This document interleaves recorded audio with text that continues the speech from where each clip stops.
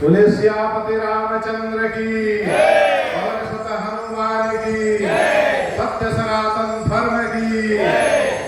श्री मर्यादा पुरुषोत्तम रामलीला समिति द्वारा आयोजित इस रामलीला मंचन के आयोजक आदरणीय श्री अग्रवाल जी, आप संस्थापक आयोजक भी यहाँ पर उपस्थित हैं, और जो लोग चला रहे हैं, ऐसे आदरणीय श्री अग्रवाल जी, आदरणीय श्री श्रीनिवास शुक्ला जी, और मुंबई भारतीय जनता पार्टी के वरिष्ठ नेता श्री आर.डी. यादव जी, यहाँ पर उपस्थित सभी राम भक्त भाई और बहनों, मैं सर्वप्रथम श्री मर्यादा पुरुषोत्तम रामलीला समिति का मैं अभिनंदन करता हूँ, उनको शुभकामनाएं प्रदान करता हूँ कि जो प्रतिवर्ष इतने सुंदर आप सभी लोग आयोजन करते हैं, और इस बार तो ऐसा है कि बारिश भी प्रतिदिन है, और अभी 12 बजने को है, फिर भी राम भक्त यहाँ पर बैठे हुए हैं, इसलिए मैं इसमें ज़्यादा बाधा नहीं बनूंगा। लेकिन मैं इतना कहना चाहता हूँ कि जो राम मंदिर का आंदोलन खड़ा हुआ और इस देश में एक ऐसी सरकार आई जिसके कारण प्रभु श्री रामचंद्र जी के जन्मस्थली पर भव्य दिव्य राम मंदिर का निर्माण हुआ, उसके मूल में यदि कोई है तो इस प्रकार के रामलीला चलाने वाले लोग हैं, जिस कारण से प्रभु श्री रामचंद्र जी का चरित्र जन जन तक पहुंचा, और उसके बाद इतना बड़ा मूवमेंट खड़ा हुआ कि इस देश के प्रधानमंत्री श्री नरेंद्र मोदी जी बने और अयोध्या में भव्य दिव्य राम मंदिर का निर्माण हुआ, जिसमें लाखों करोड़ों की संख्या में जाकर के भक्त श्रद्धालु दर्शन करते हैं। और यहाँ पर हिंदुत्ववादी सरकार है, इसका यह सबसे बड़ा प्रमाण है कि 2020 और 21 में मुंबई में सभी रामलीलाओं पर प्रतिबंध लग गया।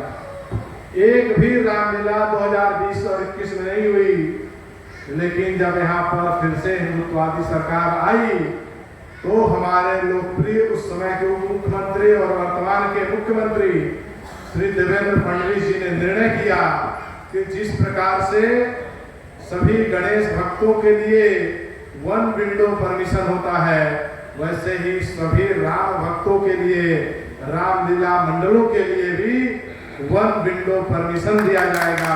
और अभी सभी रामलीला मंडलों के लिए वन विंडो परमिशन है, और अभी 10 बजे तक ही नहीं 12 बजे तक यह मंचन चल रहा है।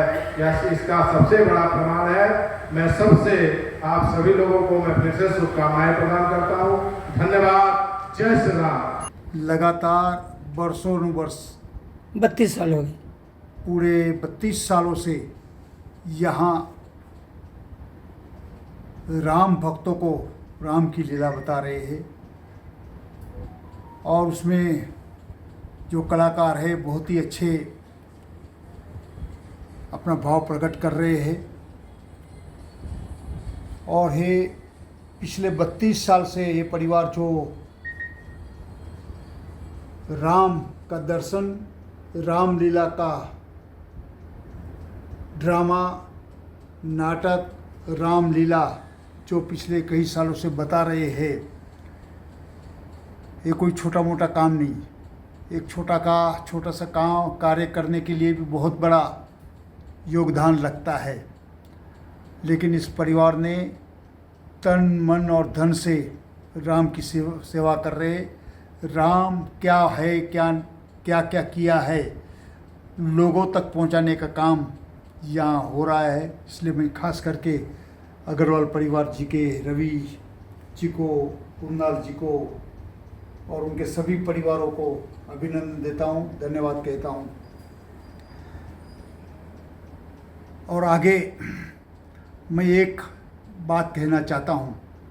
मैं सारे दुर्गा के वहाँ जाता हूँ, मैं देखता हूँ कि जब माता का प्रार्थना होती है, माता की पूजा होती है, उस मंडप में 10, 15, 20 लोग रहते हैं, लेकिन जब डांडिया रास शुरू होती है तो हजारों के लोग जो है वहाँ एकत्रित हो जाते हैं। मुझे ये बताना है कि हम जो सनातनी है उनका प्रथम कार्य है कि माँ की पूजा करना, और ये जो उत्सव है माँ को प्रार्थना करने के लिए, उनको शक्ति उनमें से लेने के लिए। लेकिन हमारे जो हिंदू जो है वो अलग ही दिशा में चल रहे हैं। जैसे मैंने पहले बताया कि राम की दुर्गा की पूजा के अंदर बहुत ही गिन सके उतने लोग रहते हैं, लेकिन जैसा डांडिया रास शुरू होते हैं तो हजारों लोग आ जाते हैं। ये कहाँ न कहाँ हमको खलता है। मैं सभी से प्रार्थना करूँगा कि आप सनातन को जिंदा रखने के लिए, हिंदुत्व को जिंदा रखने के लिए, हमारी संस्कृति को जिंदा रखने के लिए आप प्रार्थना में आप जरूर आइए। दुर्गा माता की प्रार्थना में, पूजा में आप जरूर आइए। वही महत्व है। हमारे छोटे छोटे बच्चों हैं उनको भी आप लेके जाइए। जिस तरह से वातावरण जो चल रहा है, हम अगर जो एकत्रित नहीं होंगे तो आने वाला भविष्य बहुत ही अलग ही होगा, ऐसा मैं समझता हूँ। इसलिए सभी से मैं प्रार्थना कर रहा हूँ कि आप माता दुर्गा को मानने वाले लोग हैं, दुर्गा की प्रार्थना में, उनकी भक्ति में और उनकी पूजा में आप जरूर सम्मिलित हो। ये तो रहा नवरात्र में जो देवी के भक्तों के लिए आपने अपील की।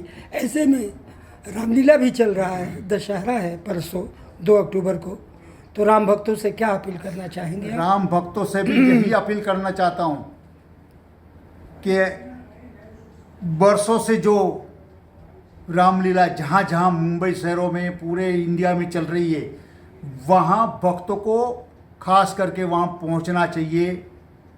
और राम की जो लीला है, राम का जो बात है, उनको जानना चाहिए करीब से। और वो जानकारी देने के लिए जो लोग ये प्रवृत्ति को आप तक पहुंचाने का काम कर रहे हैं, उनको प्रोत्साहन देने के लिए आपको कम से कम वहाँ रामलीला के मैदान के अंदर राम का जो पथकथा चल रही है, रामलीला चल रही है, जो दृश्य चल रहा है, पुरुषोत्तम राम क्या क्या किया, उनके बंधु ने क्या क्या किया, उनके माँ बाप के लिए माँ बापों ने क्या क्या किया, ये सारी बात जो है वो एक आदर्श पुरुष बनाने के लिए काफ़ी है, ऐसा मैं समझता हूँ। इसलिए प्रत्येकों को मैं, हर एक को मैं कहता हूँ कि आपके आजू बाजू में जहाँ भी रामलीला लगती है वहाँ आपको जाना चाहिए, उसमें इंटरेस्ट लेना चाहिए, अपने बच्चों को भी लेके जाना चाहिए, और ये काम हम सब लोगों को मिलके करना चाहिए। तो ही हमारा हिंदुत्व टिकेगा, नहीं तो आने वाला भविष्य है हमारे लिए बहुत ही डार्क दिख रहा है। पहले तो सारे दर्शकों को जय श्री राम। और हम हमारे पूर्व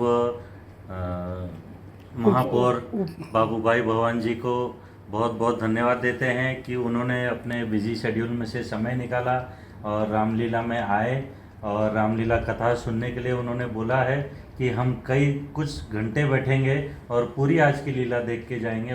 उसके लिए मैं उनका भरपूर धन्यवाद करता हूं। और जो उन्होंने हमें मार्गदर्शन दिया और जो बातें बताई वो वाकई में सच हो रहा है आज। तो हम दोबारा से जो साहब ने हमें बताया है, जो हमें बाबूभाई भवन जी ने हमें ज्ञान दिया है, वो ज्ञान को सभी लोग ग्रहण करें। और राम जी के जो चरित्र है, वो चरित्र को हम कैसे अपने आप में उतारे और राम जी की तरह कुछ अपने चरित्र में उतारने के बाद कैसे जिए, उसको हमें सीखना चाहिए। और बाबूभाई भवन जी का दोबारा से बहुत बहुत धन्यवाद और आभार, और उनका स्वागत है हमारी श्री मर्यादा पुरुषोत्तम रामलीला समिति में चिंबूर रामलीला के लिए आने के लिए। धन्यवाद। जय श्री राम। योगा योग कपिल जी, आप इस समय पे आए जिस समय मेरे हाथ में श्री मर्यादम पुरुषोत्तम रामलीला समिति का कार्ड मेरे हाथ में, क्या कहना। इस दौर में, इस समय अपनी संस्कृति को जिंदा रखना, रामलीला क्या है, अपने बच्चों को समझाना, उन तक उनका महत्व पहुंचाना, ये बहुत बढ़िया कार्य है। ये समिति कई वर्षों से काम कर रही है और मुझे अनिल गलगली जी, आरटीआई एक्टिविस्ट, बहुत सारे मुंबई के प्रतिष्ठित लोगों को यहाँ पे बुलाया गया था। तो पहले तो मुझे लगा कि ठीक है, एक कार्यक्रम है, कार्यक्रम में जाके आएंगे, लोग बुलाते हैं जाते हैं, मगर जिस दिन हम वहाँ पे गए, हैरानी की बात है, उस कार्यक्रम में ओम प्रकाश जी खुद उपस्थित थे, जबकि ओम प्रकाश जी से पहले भी मुलाकात हुई है। वो बताते थे कि मैं कार्यक्रम में हूँ, प्रवक्ता है कार्यक्रम के। तो वो जिस हिसाब से वहाँ पे उपस्थित थे, कई लोग वहाँ पे आए थे, और आज की पीढ़ी को एक रामलीला के ज़रिए आधुनिक तरीके से उसको कैसे समझाया जाए, रामलला के बारे में, उनके चरित्र के बारे में, उनके कार्य के बारे में जो कुछ चीज़ें इतनी सिंपल तरीके से समझाई गई है। मैं तो अपना कुणाल जी को, ओम प्रकाश जी के जो सुपुत्र हैं, उनको मैं हार्दिक बधाई देता हूँ कि वो इस समिति के अध्यक्ष हैं। जैसे जैसे ओम प्रकाश जी ने उनके हाथ में कमान दी है, देखा जा रहा है कि उन्होंने वो परंपरा को कंटिन्यू करते हुए उसमें नए बदलाव जो इस पीढ़ी को चाहिए वो कैसे रखा जाए। वहाँ पे साउंड की व्यवस्था, वहाँ पे लोगों को बैठने की व्यवस्था, इतनी बारिश हो रही है, बारिश के बावजूद भी इतना अच्छा नियोजन करना किसी के बस की बात नहीं है। बस की बात तो हो भी सकती है, मगर उसमें कितनी कठिनाइयाँ आई रहेगी। जब हम वहाँ पे बैठे थे, हमें कोई भी चीज़ की दिक्कत नहीं महसूस हुई।